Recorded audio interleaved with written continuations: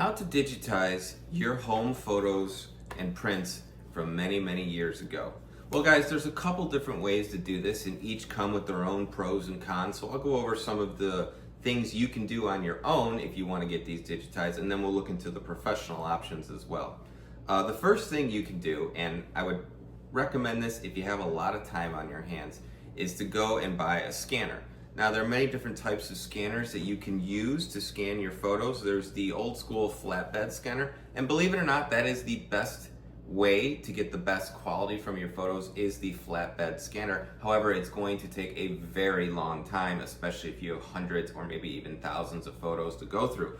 So if you have a lot of time on your hands, go ahead and get a scanner and make sure you get a good one that scans at a high resolution. You're going to be looking to spend on a scanner such as this somewhere between $400 and $600. A good recommendation would be the Epson V850. It is an excellent scanner for scanning photos, but again, it's going to take a long time. And the way that's basically going to work is you're going to take each photo one at a time, place it on the scanner, and scan it. And if you choose a high enough quality resolution, which you should, it can take up to 30 seconds to scan each photo. When that's done, put that one to the side and scan the next one.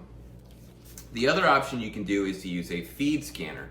And a feed scanner is where you can take a stack of photo, maybe 10 or 20, put it on there, hit a button, and it'll scan one at a time. Now, there are some pros and cons to this. The obvious pro is you can get through your photos a lot faster. However, it depends because you still have to choose the final quality or the resolution that you want your photos to be scanned in. So if you choose the lowest quality, it'll move through your photos very quickly. If you choose a higher quality, it's still going to take a few seconds to scan each photo. However, this method is much better in terms of saving time, but not necessarily better in terms of preserving the quality of your prints. The reason being is these feed scanners, especially the consumer ones that you can buy online on Amazon or at Best Buy or wherever, they do have a notorious reputation for damaging your photos. And let me explain. The way a feed scanner works is you put a stack of photos into the scanner, push a button, and they will each feed through the machine one at a time. However, these type of scanners rely on mechanical things, so they use rollers and pins to move the photos through that, and often they will scratch the photos on occasion or crumple them up a little bit as they go through, and this can be seen even in the scanned photo. So it is an option to do, especially if you don't care too much about the physical condition of your photos after the scan. However, one thing I would recommend is if you do use a feed scanner, you must clean it and maintain it often. I would say after every 100 or so photos, get out a cleaning rag and cleaning solution and clean the glass on the inside, and also keep those rollers clean. And the cost in terms of getting a good feed scanner that will work well, again, you're looking at somewhere between $300 and $400. Higher end ones can be up to $500, but that is the cost to do it yourself with a feed scanner. Now, there's another method out there which I would never recommend because it is unfortunately just not a good method. The quality is going to look terrible, nothing's going to look right, but there is an option is that you can take your smartphone, put a photo down, take a picture of it, and then crop out the rest. Now there's many issues with this. Number one, you're not going to get, you may think you're going to get a good resolution, but you're not, because you're going to be capturing everything around the photo. And the other problem is the photo's not going to be perfectly straight.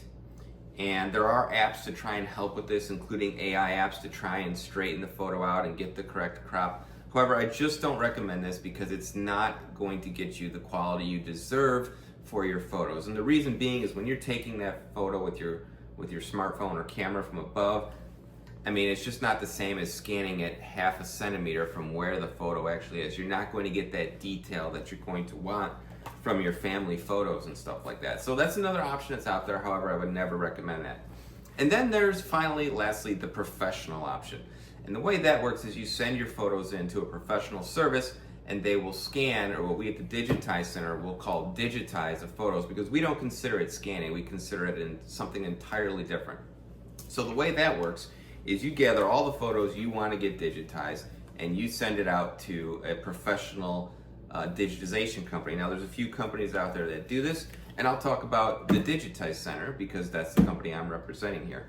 And the way that works is they will scan, and depending upon which company you use or service you use, the different quality you can receive is different, but they will scan all your photos and take care of your original photos so they don't get damaged and stuff like that. If you're shopping around for a company, make sure that they have a good reputation, especially when it comes to photos, and also make sure that they have a good reputation when it comes to quality. There's a lot of companies out there that claim to scan your photos, but they end up scanning at a very low quality, and they use maybe like an old feed scanner, and so when you get your photos back, there's lines on all of them. And not only that, in the digitized copy, you can see the lines and you can see flashes of light, which means they're just using cheap equipment. So if you're going to go the professional route, I would recommend going with a company that has a stellar reputation for digitizing photos and has a stellar reputation for the quality of those photos. So that's why I always recommend the Digitize Center, which I am representing here. But the way that basically works is they'll send you this box, you pack your photos into the box, send it back to them, and they will digitize them all to a very high quality, send it to you back to you on the format of your choice, whether that's on the cloud, so you can put that right on your smartphone, your iPhone, or Android, on a thumb drive, or even on a disk set if that's what you prefer. Now, what's the cost to get these professionally done? Well, it's actually more reasonable than you might think. Like I mentioned earlier, if you want to do it yourself and get a high quality, the best bet would be to go with a flatbed scanner. And a good flatbed scanner that's good for photos is going to run you between $400 and $600. Okay, and that's not to mention the time that it's going to take you. If you have 500 photos, let's say, it's going to take you on average 30 seconds to a minute to do each photo.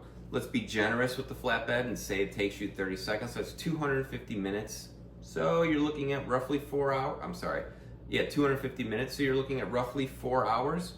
Now, if you use a feed scanner, the time to digitize all those is going to be much less. So for 500 photos, I'd be looking at 1 to 2 hours, maybe maximum. However, again, you're also hurting with quality with that. With the Digitize Center, for 500 photos, you're looking at about $280, give or take. So that's actually less than the cost of buying a professional scanner, a good one, and definitely less than the cost of the time it's going to take you when you're going to get pristine digital copies of these photos. And it actually works out even better if you send in more photos, because the price per photo starts going way down. So I think for 1,000 photos, you're looking at roughly $500. So that is, again, that's like 50 cents per photo. That is a pretty good deal. And again, if you plan to do this yourself, you're going to spend $400 to $500 on a good scanner anyways. So it's up to you which direction you want to go. If you're looking to get the best quality and to make sure your photos aren't damaged, I would go with the professional route. Now, if you only have a couple of photos, let's say, 10 or 20 that you need to get digitized, it might be better to, use a friend's scanner, flatbed scanner, something like that, and do it yourself. But if you have lots of photos, albums you want to get done, send them professionally out to the Digitize Center. They'll digitize everything to the highest quality, and you'll be very happy.